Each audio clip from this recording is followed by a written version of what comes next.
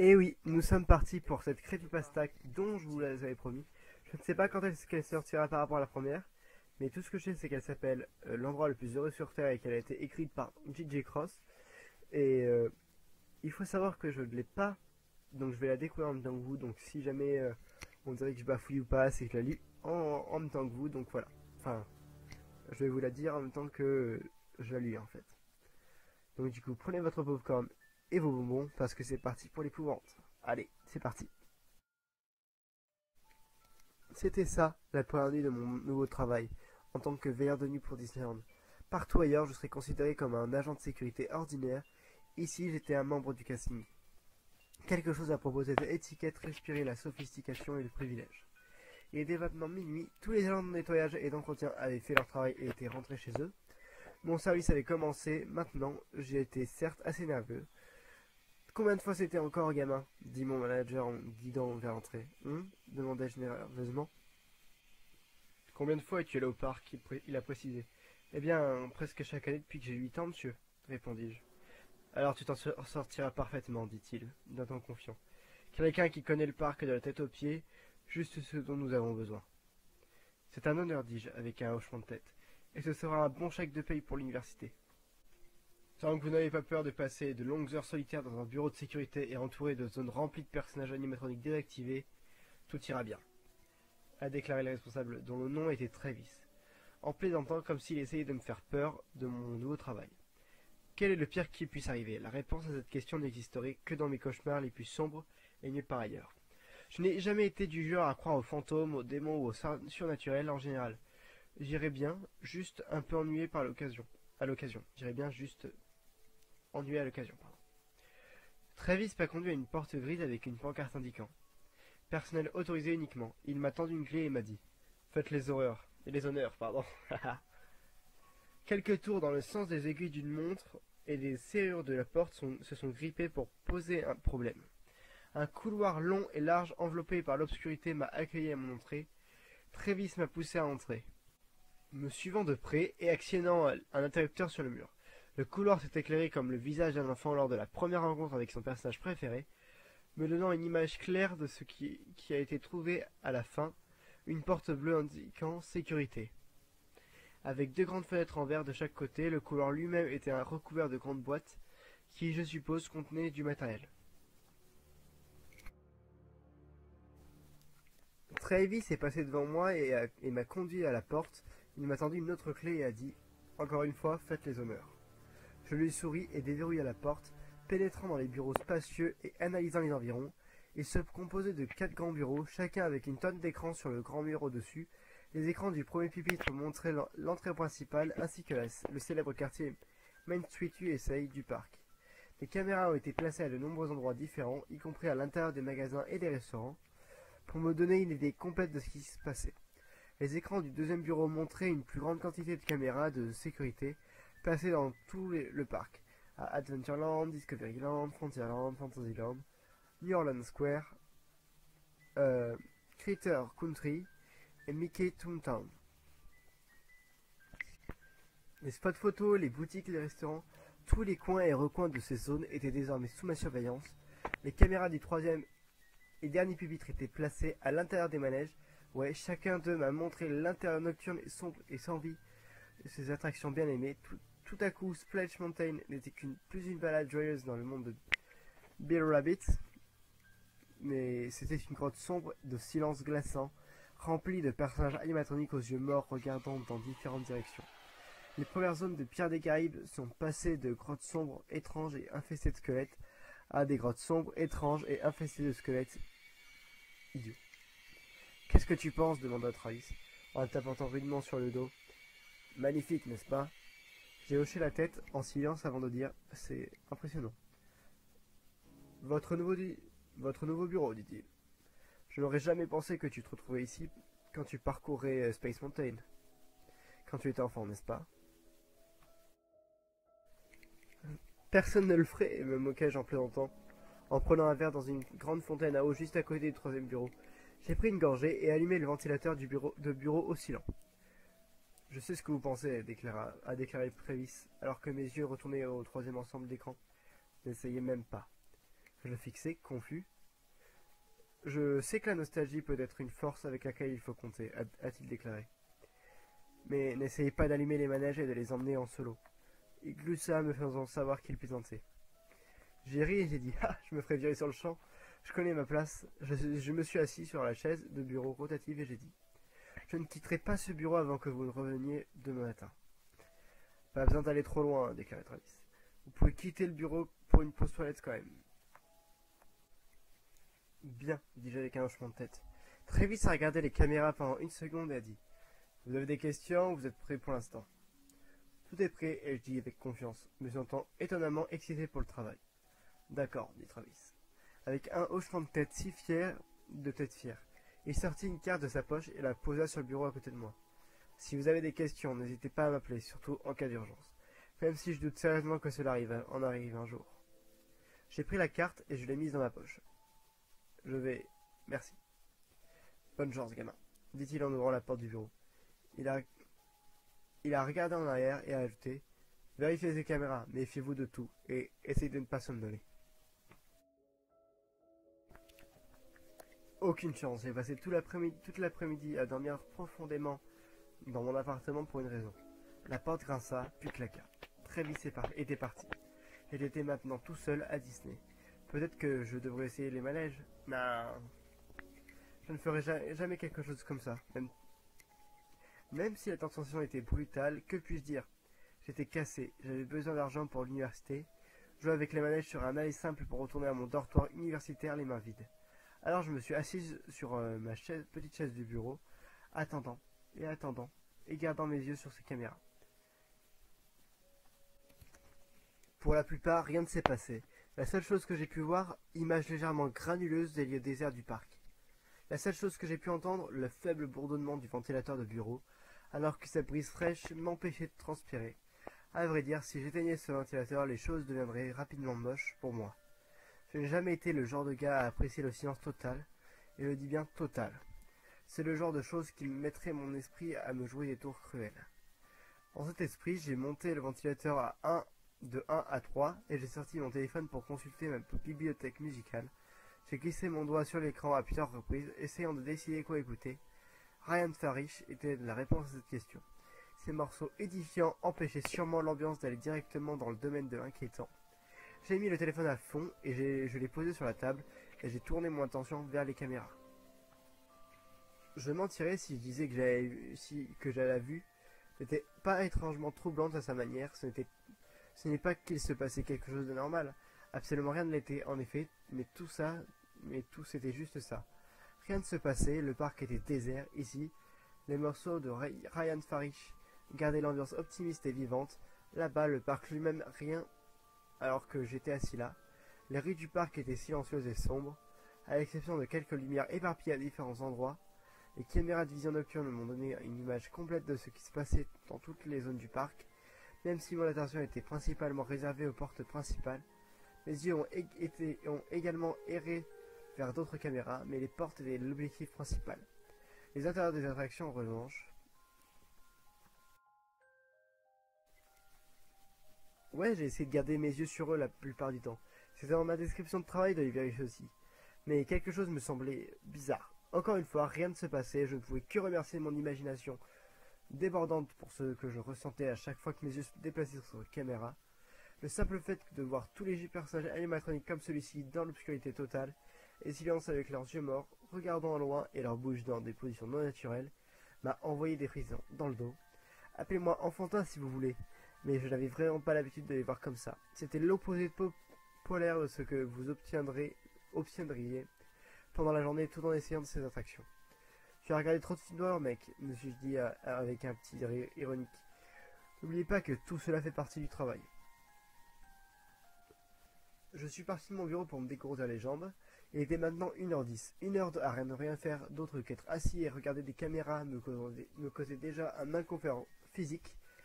J'ai fait quelques gymnastiques suédoises et j'ai couru sur place pendant un moment, ne m'arrêtant que pour prendre quelques verres d'eau de la glacière, ce qui équivalait à un total de 3 verres pris depuis que je suis arrivé ici. Il était temps pour une petite pause toilette. J'ai jeté un dernier coup d'œil à toutes les caméras, y compris à l'intérieur du manège. Avant d'aller chercher ma clé sur le bureau, j'ai été surpris. Dès que j'ai déverrouillé la deuxième porte, mes yeux et mes sens s'imprégnaient de la vue et de la sensation du parc abandonné. Juste un silence et une obscurité totale. La seule illumination dans la zone immédiatement provenait de petites lumières marquant la salle de bain. Heureusement à proximité, j'ai marché calmement, ignorant la sensation du parc mort, et j'ai fait mes affaires. Je me lavais les mains et me rinçais le visage, me regardant brièvement dans le miroir avant de me diriger vers la porte. Je passais juste devant la sortie, quand le bruit aigu de quelque chose qui éclate et se brise me fait sursauter. Je levai les yeux à travers l'obscurité vers les lumières extérieures de la salle de bain, ou du moins ce qu'il en restait, de faibles étincelles d'électricité émanantes des prises, jetant une lueur encore plus faible sur l'espace qui les entourait.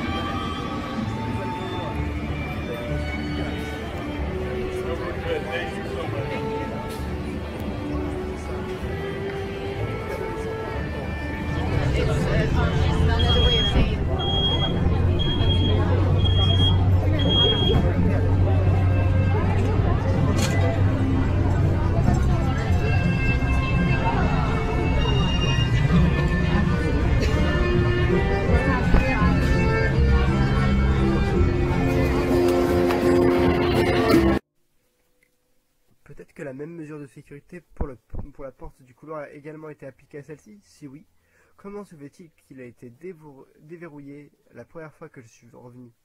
Peut-être que le mécanisme a mal fonctionné la première fois? Eh bien, quoi que ce soit, je n'y ai pas beaucoup réfléchi. J'ai utilisé la clé et je suis entré l'esprit clair. Posant le balai et le panier à ordures, je suis allé chercher la chaise, m'y allongeant un peu et en me massant les tempes avant de poser les yeux sur les caméras, en parcourant chacun d'eux pendant une courte période de temps. Je n'ai vraiment rien vu se passer. Tout semblait être en ordre. Bien. J'ai rallumé ma musique et j'ai hoché la tête en rythme. Quelques minutes à le faire, tout en vérifiant les caméras, m'ont permis de me vider la tête. Et puis, silence. La musique s'est arrêtée, l'écran du téléphone est devenu noir, mon esprit retomba dans le sombre royaume de la suspicion. Que diable! J'ai essayé de rallumer le téléphone, rien, j'ai sorti le chargeur du sac que j'avais apporté avec moi et je l'ai branché, toujours rien. Même l'icône batterie faible ne s'afficherait pas à l'écran. Le téléphone était complètement mort. Génial, je n'avais jamais entendu parler de quelque chose comme ça. Mais vu que le téléphone avait environ 4 ans, cela n'avait vraiment pas à me surprendre. Probablement eu une erreur de matériel fatale due à l'âge ou quelque chose. Quoi qu'il en soit, le résultat n'était pas joli. Mon bureau replongeait tête la première dans un silence total. Super. Eh bien, j'espère que je pourrai faire réparer le téléphone d'une manière ou d'une autre. Pour l'instant, cependant, je devais lutter contre l'ennui. Passer au rythme de la musique était la seule chose qui me divertissait. Cela a également gardé mes nerfs sous contrôle au fil des minutes. L'ennui et les nerfs ont créé un mélange impie en moi, à l'exception du faible bruit du ventilateur. Le bureau était suffisamment silencieux pour entendre une mouche voler. Et puis un coup à la porte. Oui, la porte grise du couloir. Ce fut un seul coup sec qui brisa le silence de la pire façon possible. Je me raidis sur ma chaise, n'osant pas regarder derrière moi. Au lieu de cela, j'ai gardé les yeux sur les caméras, principalement celle de Main Street USA et celle juste devant la porte de sécurité principale. Il n'y avait personne, pas même le moindre signe d'une personne. Tout semblait normal. Toc toc. Le cœur commençant à s'emballer, je me tournai rapidement sur ma chaise pour faire face aux portes. Deuxième coup, ça sonnait plus près comme contrairement au premier, ça venait de la porte de mon bureau. Je me suis levé de ma chaise et je suis juste resté immobile pendant un moment, regardant prudemment la porte et me demandant s'il fallait la vérifier ou non. Finalement, j'ai décidé de faire ce pas en avant. J'ouvris prudemment la porte et sortis. Regardant autour de moi dans le couloir, tout semblait parfaitement normal, il n'y avait aucun signe d'activité. Même les boîtes étaient exactement aux mêmes endroits et position que lorsque je suis arrivé. Peut-être que c'était juste mon imagination, j'ai vraiment besoin de me calmer. Avec cette pensée, j'ai haussé les épaules et je suis allé vers la porte de mon bureau. Quand un bruit sourd, étonnamment fort, venant de l'extérieur de la porte du couloir, a attiré mon attention. Un deuxième coup à la porte me fit presque sursauter. Cela m'a laissé pratiquement paralysé, debout là, les yeux rivés sur la porte. Que se passe-t-il? Cette fois, je ne suis pas resté aussi calme. J'ai couru jusqu'au bureau et j'ai attrapé un manche à balai. J'ai retiré le balai de la pointe et j'ai pris le bâton seul avec moi. Je sortais prudemment, lentement mais sûrement. Je sortais quoi qu'il en soit. J'allais au fond des choses. Les caméras proches du bureau ne m'ont rien montré, mais elles pourraient probablement avoir des problèmes. J'ai pris une profonde inspiration et m'approchai lentement de la porte avec le manche à balai à la main. Un léger bruit de grattement glaçant en est sorti juste au moment où j'étais sur le point de me poser une main sur la poignée. Cela m'a arrêté net dans mon élan. Pendant une seconde, mon esprit faisait de son mieux pour donner un sens à tout cela. Fais-le. J'ai lentement ouvert la porte et j'ai jeté un coup d'œil à l'extérieur. Rien. Bonjour, dis-je n'entendant que le silence en réponse. Bien sûr, même s'il y avait un intrus, la dernière chose qu'il ferait serait de répondre aux appels de l'agent de sécurité. Je regardais encore autour de moi et haussai les épaules, mes yeux n'attrapant rien. J'ai ri nerveusement et j'ai dit « Ça devient vraiment fou ». J'ai levé les yeux au ciel et j'ai retourné au bureau. Déverrouillant les deux portes et m'asseyant à nouveau devant les caméras, j'ai positionné le ventilateur pour que ce vent aille directement sur mon visage et j'ai expiré, soulageant le stress, même si je voulais croire que mon esprit était à blâmer. Au fond de moi, je ne pouvais pas. J'ai entendu les coups, je ne les imaginais pas. Je les ai entendus, que ce soit un phénomène auditif obscur dont j'ignorais l'existence ou quelque chose d'entièrement différent. Je pouvais dire que ce n'était pas mon imagination. Mes pensées ont été interrompues par la sonnerie soudaine provenant de mon téléphone mort. Je l'ai regardé déconcerté et j'ai remarqué que les mots appelant inconnu clignotaient sur l'écran. Je l'ai pris à contre-cœur et attendis quelques secondes inquiétantes avant de répondre. Parle-moi. Bonjour, la voix de mon manager retentit à travers le haut-parleur. Son ton était désespérément frénétique. Est-ce que tout va bien? Je ne savais pas quoi lui répondre. Je fus momentanément figé par son ton. Peu importe, dit Travis à travers son souffle. Tu dois quitter le parc maintenant. Pourquoi? Qu'est-ce qui se passe? Fais-le, c'est tout. Cria-t-il en me forçant à me mordre la langue. Je t'expliquerai plus tard. En ce moment, il n'y a pas de... Travis? Dit nerveusement, ma voix allait à peine au-dessus d'un murmure. Qu'est-ce qui ne va pas? Un fouillis sanglant de cris terrifiés et douloureux perça soudain le silence. J'étais impuissant, n'ayant d'autre choix que de garder le téléphone appuyé contre mon oreille et d'inviter l'hyperventilation. « Travis !» j'ai crié. Et puis silence. « Travis ?» dis-je doucement terrifié. Au-delà de toute description, des pas lents et sourds traversèrent en silence, le son se rapprochant de plus en plus haut du haut-parleur du téléphone à chaque seconde. Plus les sons se rapprochaient, plus je devenais nerveux. On aurait presque dit qu'ils venaient du bureau de la sécurité. Derrière moi, les pas s'arrêtèrent pour laisser place à une respiration rauque et laborieuse provenant directement du téléphone. Tu vois, bientôt, dit la voix tremblante d'une manière si troublante comme nature qu'elle me glaça jusqu'au cœur. Pétrifié de peur, tout mon corps s'est grippé, ma main perdit son emprise sur le téléphone, le laissant tomber au sol. J'ai commencé à trembler de façon incontrôlable et j'ai reculé contre le mur, fermant les yeux et espérant me réveiller du cauchemar. Les ouvrières m'a seulement fait savoir que j'étais toujours au bureau. Ce n'était pas un cauchemar, je venais vraiment d'entendre Travis se faire assassiner par téléphone, et maintenant son assassin venait pour moi. Mais que voulait-il? Qu'est-ce que tout cela avait à voir avec moi? Mieux encore, comment a-t-il su où j'étais? Un coup fort à la porte du couloir me sortit, une fois de plus de mes pensées, mon cri émanant du bureau. Je me suis levé et j'ai fixé mes yeux sur la porte, attendant de voir ce qui se passerait si quelque chose arrivait. Rien. Soudain, les lumières se sont éteintes, les caméras de sécurité se sont éteintes, le bureau et le couloir sont devenus des grottes. Une épaisse couverture de ténèbres m'a aveuglé et m'a poussé au bord de la terreur absolue. Je me suis précipité pour trouver l'interrupteur sur le mur, en vain. Mes doigts ne pouvaient que gratter les murs dans une recherche désespérée et infructueuse. Mon téléphone était l'autre option. Sa lampe de poche éclairerait la pièce comme une boîte de nuit. Je l'ai sorti de ma poche et j'ai commencé à appuyer sur des boutons, seulement pour découvrir qu'il était mort une fois de plus. Allez, allez, je grognais de désespoir terrifiant. Travaille, espèce de... C'est quoi ça? Si mes oreilles ne se trompaient pas, je venais d'entendre la porte de mon bureau s'ouvrir lentement d'elle-même.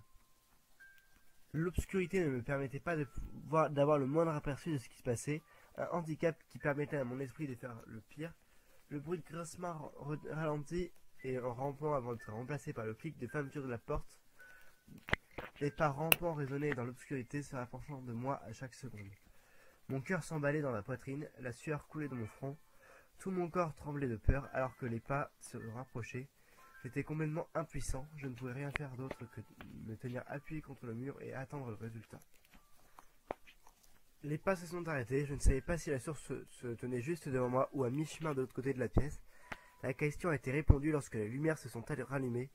Ils s'éteignaient et scintillaient, mais ils étaient de retour. Je ne pouvais pas me plaindre, sauf que j'étais tout seul dans la pièce. Pas même une ombre en vue autre que la mienne. J'ai pris une profonde inspiration, ma main s'essuyant sur mon front pour prendre soin de la sueur, et j'ai regardé les caméras. Contrairement aux lumières, elles restaient mortes et n'affichaient rien d'autre que mon reflet. J'ai tapoté l'un d'eux par curiosité, seulement pour que le reflet montre quelque chose ou quelqu'un. L'autre occupant mon espace de travail, une silhouette sombre aux traits indistincts, se tenait juste derrière moi, sa tête penchant lentement sur le côté. Je m'élançai de l'écran et me retournai sur ma place. Rien. Les lumières se sont éteintes une fois de plus, me forçant à gémir à part égale de frustration et de peur. Le bruit de la porte du bureau qui se referme me repousse contre le mur, dans une soumission terrifiante. Il s'ouvrit brutalement, le bruit sourd, accompagné de bris de vitres de chaque côté. La porte du couloir soi-disant verrouillée par un mécanisme de sécurité a également été brutalement ouverte. Peu importe ce à quoi j'avais affaire, il s'était juste occupé des seules choses qui me séparaient de ça. Je ne voulais pas quitter le bureau, personne ne le ferait. Néanmoins, je savais que je devais le faire, et trouver une bonne cachette, s'échapper du parc, serait impossible avec les portes verrouillées. Ça savait que j'étais là. Ça me mettait au défi. Je pouvais presque le sentir. Je n'étais pas sûr du but de cette chose, mais la seule chose dont j'étais sûr, ce n'était pas humain. Et il voulait soit me rendre fou, soit me tuer, ou les deux. Tu peux faire ça, dis-je dans une vaine tentative de me consoler. Tu vas t'en sortir. Je répétais ces mots dans la tête et me mis à marcher lentement dans le couloir sombre vers la porte principale. Les lumières au-dessus de moi clignotaient de façon erratique à chaque pas que je faisais, me faisant ralentir par pure nervosité. Une fois de plus, j'ai eu ce sentiment étrange des yeux sur moi. Je pouvais sentir quelque chose observer chacun de mes mouvements. J'ai lentement regardé par-dessus mon épaule, seulement pour me rassurer qu'il n'y avait rien là-bas. Et j'ai continué ma marche prudente dans le couloir apparemment sans fin. Chaque pas ressemblait à un mille alors que mon esprit était inondé de pensées sur la force inconnue qui me faisait traverser tout cela. La même chose qui a apparemment coûté la vie à Travis. Qu'est-ce que c'est? Qu'est-ce qu'il me veut? Pourquoi amener Travis là-dedans? Y a-t-il une histoire à tout cela? 4 questions, 0 réponse. Mais cela n'avait plus d'importance pour moi. Maintenant, la seule chose qui comptait était de trouver un bon endroit où se cacher. Étais-je tourmenté par une force paranormale, le genre auquel je n'ai jamais cru? Absolument. Je n'avais aucun doute. Que je doutais que ce soit une force omnisciente capable de me rechercher, peu importe où je me cachais. Mes pieds ont cessé d'avancer en atteignant la porte ouverte du couloir. Un pas de plus, tout ce dont j'avais besoin. Mais la peur était tout simplement trop. L'idée de quitter le bureau, de m'exposer pleinement à cette entité, n'était pas vraiment agréable. Vous êtes un canard assis ici, déplacé. Où suis-je censé aller? Quelque part, cette chose ne peut pas me trouver? Il m'observe probablement déjà. Ne te cache pas, courez vers les portes principales. Ce serait une bonne idée s'il n'était pas verrouillé. Vous comprendrez, Travis a dit de quitter le parc. Se cacher ne fonctionnera pas. Vous savez qu'il vous trouvera, il me trouvera. Peu importe où je me cache. Mon instinct me disant de courir et de me cacher, mon esprit me criait « Sortez du parc !» Il devait y avoir un moyen de s'échapper. J'ai lentement dégagé la porte ouverte, mes yeux regardant des deux côtés pour m'assurer que rien ne m'attendait. Pan! J'ai regardé en arrière pour constater que la porte principale s'était fermée d'elle-même, le bruit fort accompagné de claquements sourds des serrures. Une faible expiration a canalisé mon stress alors que je m'éloignais lentement de la porte, gardant mes yeux dessus pendant un moment, avant de laisser ma peur prendre le dessus sur moi et de courir directement vers les portes principales. Ne regarde pas en arrière, ne regarde pas. Mon cœur a heurté quelque chose, m'arrêtant net dans mon élan, sauf que, il n'y avait rien. J'ai regardé dans la direction de ce qui bloquait ma fuite. Mes yeux n'ont rien capté, mes sens cependant racontaient une toute autre histoire. J'ai senti à nouveau les yeux sur moi, ces yeux froids et perçants, inhumains. Tu n'y arriveras pas, n'importe où, dit la voix anormalement gutturale au téléphone après un bref moment de silence. Tu restes ici avec nous tous, nous. Si j'étais toi, je courrais. La voix bouillonnant de manière menaçante, j'ai amené des amis pour vous rencontrer. La voix s'est évanouie sur le dernier mot, laissant mon attention maintenant sans surveillance, libre de dériver vers un bosquet voisin de grands buissons décoratifs qui ont commencé à bruisser follement. Un gargouille vicieux leur parvint alors que le bruissement s'intensifiait. Oh mon Dieu, marmonnai-je nerveusement. Un bras long, mince, presque squelettique, avec une chair crue d'une rose dégoûtante, s'étendait du feuillage, tremblant de façon grotesque. La main griffue aux doigts osseux anormalement longs grattait le sol qu'elle cherchait. Mes instincts me poussaient une fois de plus à courir, mais la vue de cette chose me figea sur place. Que ce soit par peur, par étonnement ou par une condition diabolique des deux, je ne pouvais tout simplement pas bouger. Mon corps trembla alors que le reste de la créature émergeait de la cachette. L'obscurité ne me laissait pas distinguer les détails spécifiques de son apparence, mais elle me donnait une idée assez troublante de ce à quoi j'avais affaire. C'était une grande figure humanoïde avec un corps dégingandé au point d'être difforme. Ses épaules osseuses s'étiraient jusqu'au milieu de son cou. Ses pattes semblaient pouvoir casser à tout moment. Sa poitrine était enfoncée. Les os émergeaient presque à la fin de la fine couche de chair. Comment cet être était même capable de se tenir debout et de marcher était au-delà de ma compréhension.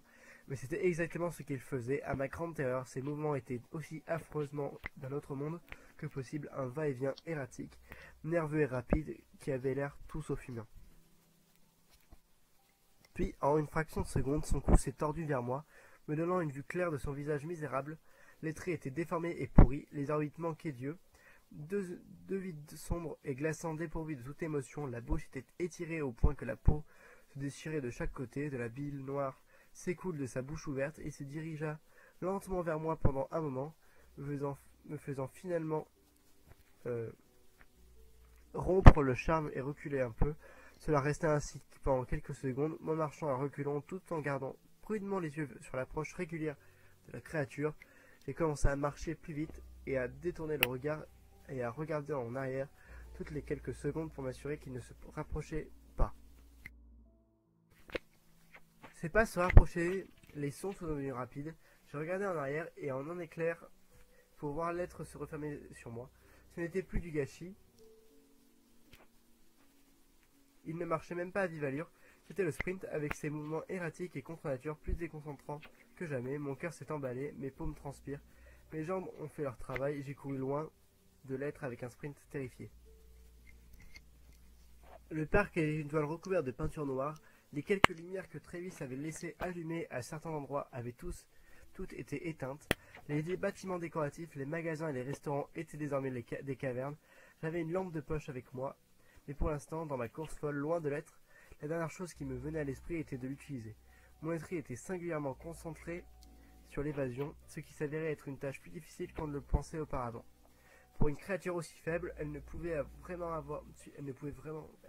suivre le rythme. Peu importe la vitesse de mon mouvement, il a réussi à rester juste derrière moi. J'ai couru dans Main Street USA, mon chemin droit vers le faux château de Cendrillon. De là, j'avais prévu de faire un virage serré à gauche, directement dans Adventureland. Mon esprit préparait déjà un grand plan d'évasion. Adventureland abritait la célèbre attraction Jungle Cruise. Si je pouvais disparaître en une seule seconde, j'aurais une bonne chance de plonger dans l'eau et de me cacher sous la file d'attente. Ce serait parfait tant que la créature ne me verrait pas m'enfuir. Les enjeux étaient élevés. Ma vie était en jeu, ce serait fatigant, mais je savais que je devais être plus rapide. J'ai mis tout ce que j'avais. Chaque dernière once d'énergie en moi est allée directement dans mes jambes. J'ai couru à des vitesses que je n'avais jamais atteintes auparavant de ma vie. L'écart entre moi et la créature augmentant à chaque seconde qui passait. Malheureusement, je n'étais pas dans la meilleure forme de ma vie. Pas en surpoids, mais certainement pas dans le genre de forme souhaitable pour une situation de vie ou de mort. Néanmoins, je faisais exactement ce qu'il fallait faire. La créature hurla sauvagement alors que je me précipitais hors de vue dans Adventureland. J'ai accéléré le rythme alors que ces pas lointains semblaient se rapprocher à un rythme encore plus rapide. Apercevoir l'entrée de la Jungle Cruise m'a fait accélérer encore plus. C'était la meilleure et probablement la seule chance de rester en vie. J'ai couru à l'intérieur, j'ai traversé la file d'attente aussi vite que possible et j'ai sauté dans l'eau sans hésiter. Je nageais sous la file d'attente comme prévu et je me suis accroché à l'un des grands poteaux de bois qui maintenaient l'attraction, au-dessus de l'eau. Maintenant, en attente, je fermais les yeux et retins mon souffle, mes oreilles percevant les pas frénétiques de la créature s'approchant du manège. J'ai tendu les yeux lorsque les pas ont commencé à venir directement au-dessus de moi. La créature était arrivée. Je pouvais l'entendre siffler et renifler. Il savait que j'étais ici. Il ne savait tout simplement pas où exactement et j'allais le garder ainsi. Le jeu était au chat et à la souris. En aucun cas je n'allais laisser cette chose m'attraper. Les pas s'éloignèrent jusqu'à ce que la créature se tienne tout au bord des quais de chargement. Mes yeux ont eu un aperçu glaçant de ses doigts ressemblant à des os qui s'étiraient pour frapper l'eau dans une recherche apparente de sa proie. Les mouvements de la main sont devenus plus impatients, signalant la frustration de son propriétaire. Partez déjà. Que la créature ait la capacité de lire dans les pensées était une question à laquelle je ne pouvais pas répondre. Ses actions ont cependant soulevé des soupçons à ce sujet. Ses deux mains se sont agrippées au bord du quai de chargement et son ombre m'a fait savoir exactement ce qu'il s'apprêtait à faire. Jetai un coup d'œil sous la file d'attente directement dans ma cachette. Oh merde! Sans même réfléchir, j'ai pris une respiration profonde mais silencieuse et je me suis laissé dériver sous la ligne de flottaison. Ma silhouette fut engloutie par l'obscurité de l'eau profonde et restait là, immobile.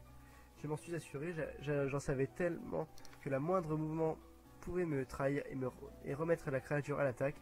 Il y avait un problème cependant, j'étais rapidement à bout de souffle. Ma tête commença à tourner, mes yeux rentraient dans mon crâne, mes poumons réclamaient de l'air. Ces choses ont persisté au point où je n'en pouvais plus.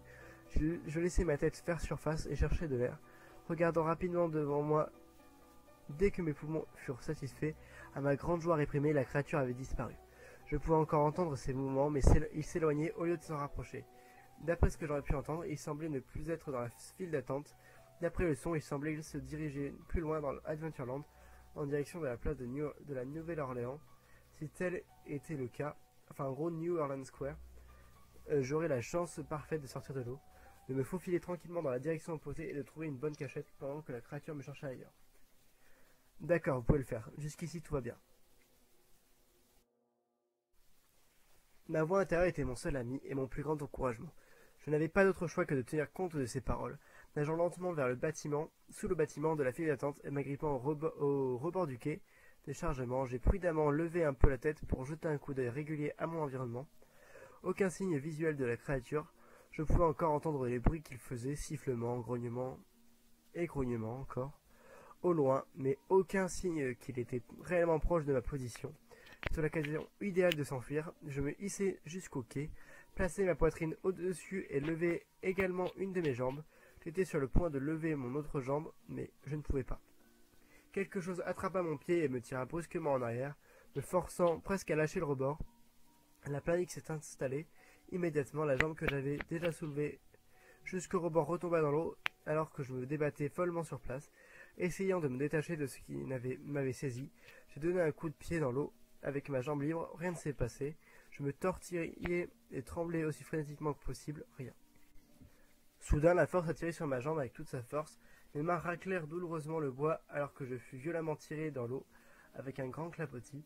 Je nageais jusqu'à la surface et cherchais de l'air avant d'essayer de m'agripper à nouveau au rebord. Malheureusement pour moi, cette entité non identifiée n'en avait pas fini avec moi. J'ai été tiré sous la ligne de flottaison une fois de plus. Mes deux jambes étaient maintenues ensemble et il m'était impossible de m'échapper. La panique s'intensifiait, je fermai les yeux et retins mon souffle. Quelle que soit cette nouvelle entité, je ne voulais pas la voir. Sauf que je n'avais pas le choix. Une fois que ma tête fut de nouveau au-dessus de la ligne de flottaison, j'ai senti deux paires de doigts se poser sur mes deux yeux, tandis que mes jambes restaient en place. Ils sont deux.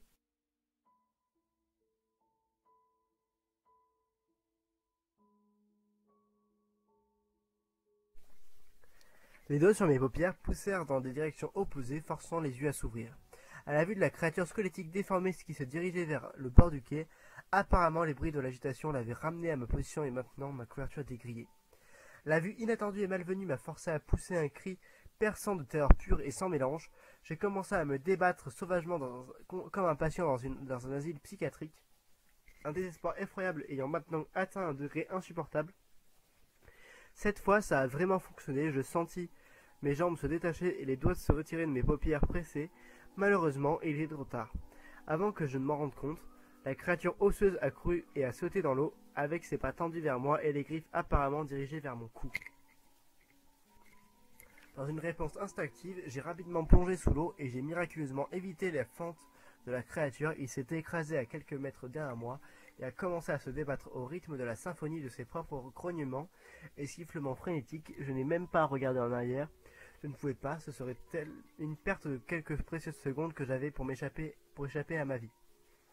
J'ai nagé aussi vite que possible et je me suis accroché au bord du quai de chargement pour la deuxième fois. Levant les deux jambes vers le quai à une vitesse record, je suis sorti juste à temps pour éviter la seconde prise de la créature sur moi. Ses griffes ont raté ma jambe, d'autant en fait que j'ai senti le vent de son cou. Alors que la créature faisait des mouvements rapides et spastiques pour se mettre à mon niveau, je n'ai pas perdu de temps pour courir et pour sauver ma vie. J'ai dégagé la file d'attente et j'étais hors d'Adventureland avant même de le savoir.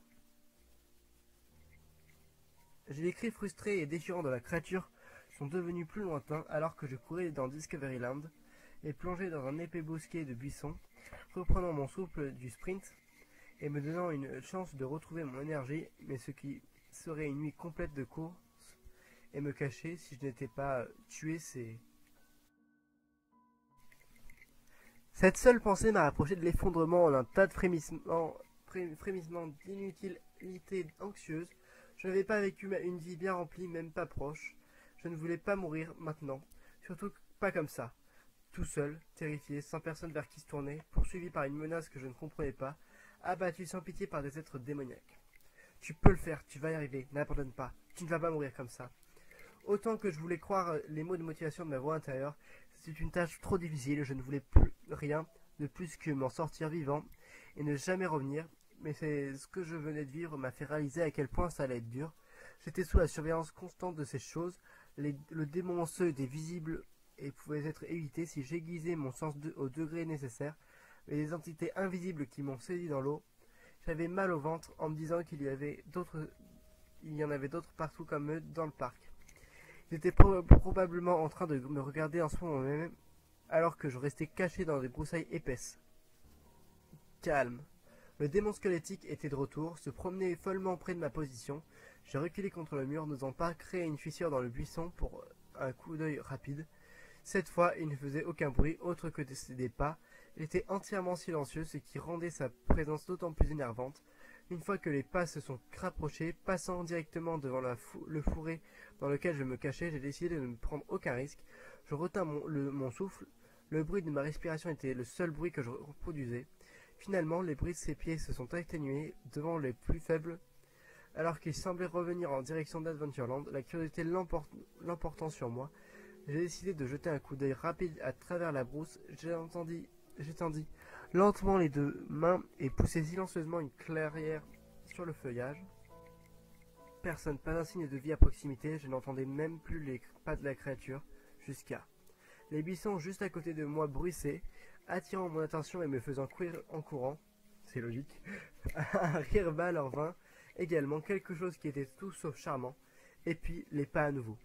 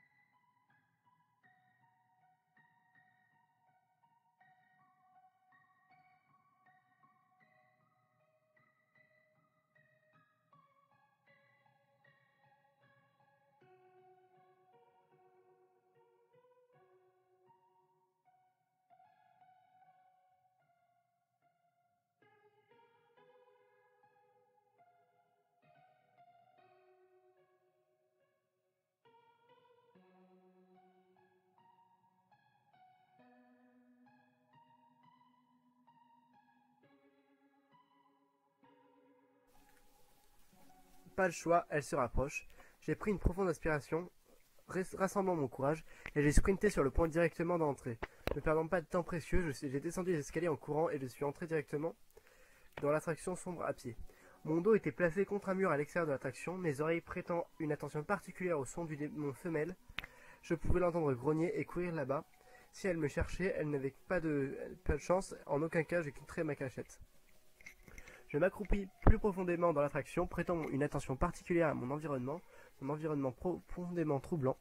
Le silence écrasant était une entité au sol, les poupées Small World semblaient presque m'entourer et regarder chacun de mes pas, et regarder chaque pas que je faisais. Leurs yeux sans vie regardaient dans des directions sans but, certains avaient la bouche grande ouverte comme s'ils criaient de terreur. Je savais que je faisais exactement cela au fond de moi. Après quelques minutes à me faufiler dans l'attraction, j'ai décidé de prendre un peu de repos. Je m'assis contre un mur et fermai momentanément les yeux. Comment vais-je m'en sortir? J'ai été attaqué par 5 de ces choses. Combien pourrait-il y en avoir de plus? Si j'ai de la chance, la réponse est aucune. Mais en juger par ma situation, je dirais que je n'ai pas beaucoup de chance. Et si je ne le suis pas, je n'irai probablement pas jusqu'au lever du soleil. Pas bien vivant. Comment me suis-je retrouvé dans ce pétrin? Pourquoi fallait-il que ce soit moi? Qu'est-ce que j'ai fait pour des... C'est un monde de rire, un monde de larmes. Oh non. C'est un monde d'espoir et un monde de peur. Il y a tellement de choses que nous partageons. Bon, j'ai pas l'air. Qu'il est temps que nous prenions en conscience. C'est un petit monde après tout. Les animatroniques ont commencé à se déplacer d'eux-mêmes. L'attraction est restée dans l'obscurité totale, mais la musique a commencé à jouer. C'est un petit monde. C'est un petit monde après tout. Les voix étaient une cacophonie de folie. Certains étaient normaux, certains étaient à l'envers, d'autres semblaient déformés au-delà de toute croyance. La seule chose qu'ils avaient en commun, ils ont tous été ralentis à un effet inquiétant. J'ai regardé autour de moi pour voir, toutes les poupées animatroniques avaient tourné la tête et fixé leurs yeux morts sur moi. C'est un petit monde après tout, ont-ils chanté alors qu'un caquetage démoniaque rejoignait la combinaison impie et tournait en boucle sans fin. La terreur intérieure m'a poussé à courir, je soupçonnais qu'il ne pouvait pas me faire de mal. Je mets le soin attirerait sûrement des démons physiquement visibles qui me traquaient. J'ai couru le long de la rivière de l'attraction quand quelque chose a attrapé mon bras et l'a tordu. Me laissant tomber au sol, j'ai été poussé dans l'eau et poussé face contre terre. Ils étaient déjà là. Je me suis précipité pour reprendre pied et je suis sorti de la rivière pour me retrouver face à face avec un groupe de poupées cactantes qui me regardaient droit dans les yeux tandis que les autres continuaient avec leurs chants déformés et dépravés. Je tremblais sur place, mes jambes ont lâché un instant. J'étais maintenant à genoux, j'ai regardé autour de moi alors que les sons déformés de manière exaspérante perçaient sans cesse mes tympans et me poussaient au bord de la folie. Le petit monde que je connaissais depuis mon enfance était une promenade en bateau, calme à travers un monde fantastique débordant de sentimentalité sucrée. Ce petit monde était plutôt un exercice horrifiant dans une folie effrayante et troublante. « Arrête ça !» j'ai crié douloureusement. Mon esprit se brisait. « Arrête-le !» Peu importe où je courais ou où je regardais, je me sentais traqué. Chacun de ces animatroniques était maintenant sous le contrôle d'esprits maléfiques qui me surveillaient sans perdre une seconde. Cette seule pensée faisait que mon esprit cessait de fonctionner correctement. Je suis devenu de plus en plus désorienté par la folie qui m'entourait. Cependant, ma vue est restée parfaitement fonctionnelle et ce que j'ai vu n'a fait qu'empirer les choses. À l'autre bout de la pièce se trouvait le démon squelettique et la femelle qui se déplaçait et fouillait la zone. Mes instincts défensifs se sont manifestés et j'étais dur sur mes talons. J'ai regardé autour de moi et j'ai vu la porte d'un placard à fourniture juste hors de vue. Derrière un grand pilier couvert de ces misérables poupées cactantes, j'ai couru vers la porte et j'ai été agréablement surpris de la trouver ouverte. « Tu vas y arriver », me suis-je dit en riant et en tremblant, tout en tremblant. « Ils ne vont pas te trouver ici. » Sauf qu'ils avaient déjà. Une seule main attrapait mon épaule, me faisant hurler d'horreur et me faisant commencer à me débattre aveuglément. « Non » criai-je en tue-tête, « laissez-moi tranquille. » La main se joignait à une autre alors qu'elles attrapaient mes bras, me retournaient agripper l'arrière de ma tête et me frappaient le visage contre le mur. Ma vision s'est brouillée, j'ai levé les yeux lorsque l'unique ampoule sur le toit de la pièce s'est allumée, me montrant qui venait de m'agresser. Le démon féminin, comment elle est entrée dans la pièce, était une question à laquelle je ne pouvais pas répondre. Elle me regarda, son sourire édenté bien visible, et tapa du pied sur mon visage. À partir de là, silence. Cactage chaotique, voix cartoonesque, musique prémonitoire, eau courante. Tous ces sons se sont réunis dans mes oreilles alors que je sortais lentement de l'inconscience pour me retrouver dans une bûche qui descendait une rivière avec des animatroniques d'animaux en des dessins animés autour de moi. Quoi ? Murmurai-je avant de réaliser que j'étais enfermé dans une bûche sur la Splash Fountain. Assombri. Comment ? Comment j'ai pu être dans cette position étant le moindre de mes soucis maintenant ? J'avais le sentiment que ça n'allait pas bien finir, un sentiment qui s'est rapidement confirmé dès que j'ai vu ce qui m'attendait. En haut de la montée pour le dénivelé final de la balade. Une créature baveuse au dos bossu se tenait sur le côté droit du sommet de la colline de l'ascenseur, marmonnant de manière incohérente, tout en se déplaçant d'une manière non naturelle et en me regardant d'un air menaçant. Mon esprit ne fonctionnait plus correctement à ce stade, tout ce que je voulais c'était m'en sortir, coûte que coûte. J'ai attrapé le harnais de sécurité, appuyé sur mes genoux et j'ai commencé à pousser dessus. Je voulais sortir du journal, enfin de la bûche pardon. Je me fichais de ce que je ferais après. Je voulais juste sortir, j'ai poussé dessus violemment tout en grognant et en me débattant sur mon siège. Quand j'ai atteint le sommet de la colline et que j'ai commencé à m'incliner pour la chute, le harnais s'est ouvert tout seul mais à ce moment-là il était trop tard. Je suis passé par-dessus la chute sans rien pour me retenir. J'ai été rapidement lancé hors de la bûche, pardon. Une force invisible m'a poussé dans les airs et plus haut, rendant la chute 2 fois plus dure. J'ai atterri sur le pont devant l'attraction, jambes en avant. Les deux ont été douloureusement arrachés à leur place lors de leur impact, ce qui m'a rendu un gâchis brisé et gémissant. Je les ai agrippés, la douleur était si intense que j'ai commencé à sangloter pathétiquement, me sentant essoufflé par les allaitements constants, puis ils étaient là. Debout au début se trouvaient les 5 démons qui s'étaient fait connaître physiquement tout au long de l'épreuve, mes chasseurs, mes oppresseurs, tous regroupés. « Qu'est-ce que tu veux avec moi ?» j'ai crié furieusement alors que la peur se mélangeait à la colère en moi. Le cri s'est transformé en larmes, plus pathétique alors que la douleur dans mes jambes empirait lentement. Aucun d'eux n'a répondu par des mots, mais le démon squelettique a commencé à se diriger vers moi. J'ai essayé de ramper, mais ça n'a servi à rien. Cela n'a servi qu'à intensifier encore la douleur. La monstruosité osseuse tomba à genoux et se mit à ramper vers moi. Ses yeux noirs comme du noir fixés sur moi, ses expressions faciales sérieuses. Une fois qu'il fut à quelques centimètres de mon visage, il sourit sincèrement, puis c'était fini. La créature s'est jetée sur ma gorge, mettant fin à mon cauchemar une fois pour toutes. Oui, mon ami, je suis mort cette nuit-là. Alors pourquoi je parle encore? Eh bien, disons simplement que j'ai un groupe d'amis. Les mêmes êtres qui m'ont poursuivi sans relâche cette nuit-là m'appellent maintenant mes amis. Je suis mort, mais je ne suis pas parti. En fait, je pourrais être juste derrière vous en ce moment. Juste une petite blague, tu es seul.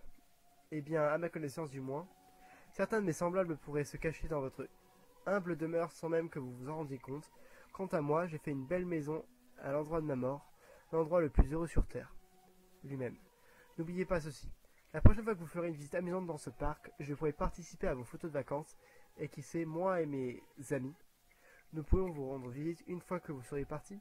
Juste une pensée. Le crédit va à J.G. Cross pour cette pour cette très effrayante creepypasta. Je l'ai trouvée très intéressante et vraiment c'était génial. Je la noterai sur un 9 sur 10 parce que c'était très long, mais c'était très intéressant. Et vraiment c'est une creepypasta très intéressante à connaître. Donc on se retrouve très bientôt pour une nouvelle page aux infos Disney et cette fois-ci moins effrayante. Allez, bye bye!